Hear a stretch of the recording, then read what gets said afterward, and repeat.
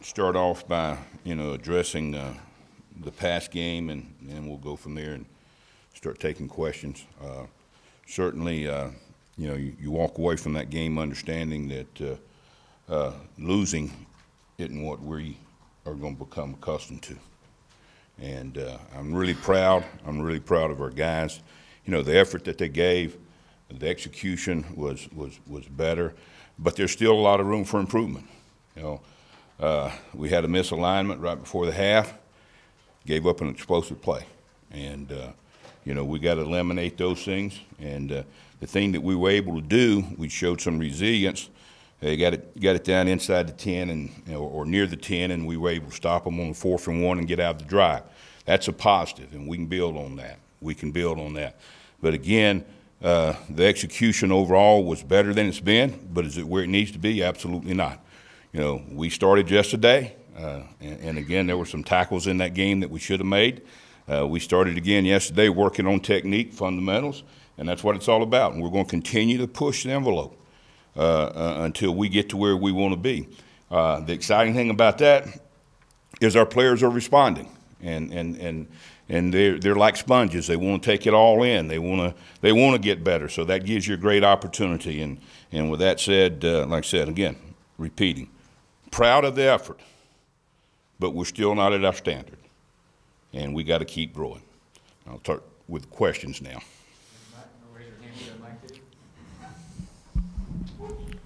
Hey, Chief, Chavis was just in here saying that he's probably going to need to use more starters on special teams. I assume that means probably using more of your guys.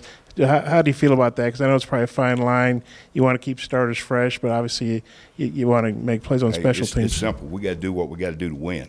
And if that's going to help us, I'm all for it. I'm all in. And that's what we'll do. And it's not unusual for defensive starters to be starters on 1 or 2 special teams, okay?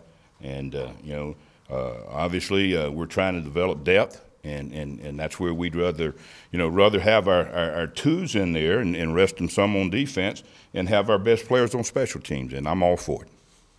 You have firsthand knowledge of A&M and what they want to do offensively. Can you talk about what they want to do and your insight maybe into personnel? Well, I don't have a firsthand knowledge of what they want to do. It's been a long time since I coached against Coach Fisher. It's been back at Tennessee, and it's been a long time. I can hardly remember, So, but you got film, and you work around that. And certainly, I will tell you this: what I do know, we're playing a very, very talented team.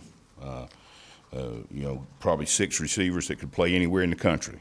I think the quarterback, I think they've done a great job, with the change in system, giving him some things to do. He's a great runner. I think he rushed for 150 yards, but he lost some in sacks last week. He's very capable of doing that.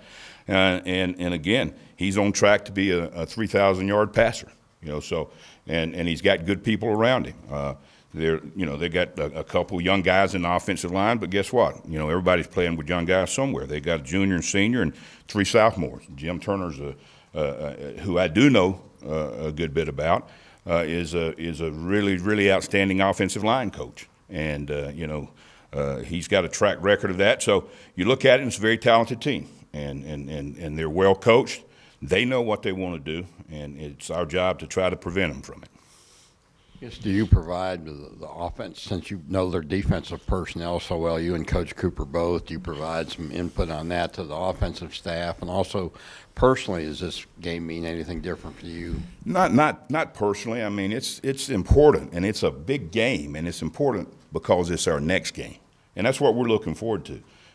We want to get better. We want to get better every week out, and we can't take 2 steps forward and take a step back. We got to keep pushing to be better. So it's an exciting game, and it's a big game because it's our next game. There's no question we're playing in the SEC.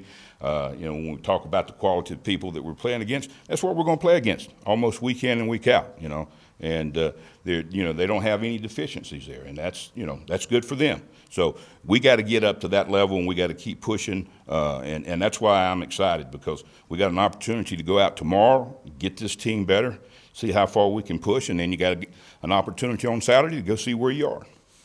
Munson started Saturday, Coach, and what went into him getting more playing time, and how did he do, and Well, you know, I think he performed well. Certainly, you know, we're pushing the envelope. We're trying to get better, and if it means, you know, changing some things around or personnel a little bit, then that's what we're going to do. But I was pleased. You know, first play of the game, he's got an opportunity to make a big play. You know, when we got a sack, he forced an incomplete pass. But you know, you'd like for him to go in there and make that sack on the first play of the game. That kind of turns that drive around. But no, he's doing a good job for us, and we're going to keep moving guys in and out until we're sure we got the 11 best on the field. John, getting Ramsey back for really, I guess, a full game, and Dre, what did that bring to your defense, those two guys? Well, it brought some senior leadership, and certainly you don't have to be a senior to be a leader. That's not what I'm saying, but it brought some guys that have played a lot of football, and you know, it made a difference, you know, and having those two guys out there, you know, your pass rush is better. Not that it was poor before. And you got a guy that can communicate at the linebacker position, and you know, I think this, you know, probably played him too many plays with Dre, but you know, we were playing well enough, and I didn't want to disturb what was going on out there. But you know, it's great to have them out there. They can communicate and do those things, and it makes everything flow a lot smoother. And I think even on the bench, in between possessions, and that's where it's really, really important, having a guy like Dre that is playing in the game, and his input on the sideline, and his input on keeping people up. You know, there's not a price you can put on that. That was tremendous, and he did a great job of it all night long. That kind of leads into my question. I know they only played, I think, 58 snaps or something, but I think overall you're probably playing your linebackers and your safeties and corners more than you had hoped to play them in terms of the percentage of snaps and stuff. How do you get to that point with Mason, Fouché, and some of the other younger guys at linebacker where you can play them a little bit more to relieve the starters? Well, it's a process, you know, that's ongoing, and you know, when we get them in there, they got to show us that they know what to do. They got to show us that they're ready for SEC football, and that's happening. You know, we're getting closer and closer. You know, it's a lot easier, you know, to get defensive linemen in the game, because if they make a mistake, somebody can cover it up. On the back end, if there's a mistake made, you know, usually somebody's band's playing and it won't be ours. So, you know, that's, you know, but we're pushing in that direction. You know, Mason and Fouché are both going to be really, really good players. And, you know, sometimes as coaches, you're a little bit nervous about when to get them in the game, and we got to make that happen. We got to continue to make that happen, and that's a big priority for us.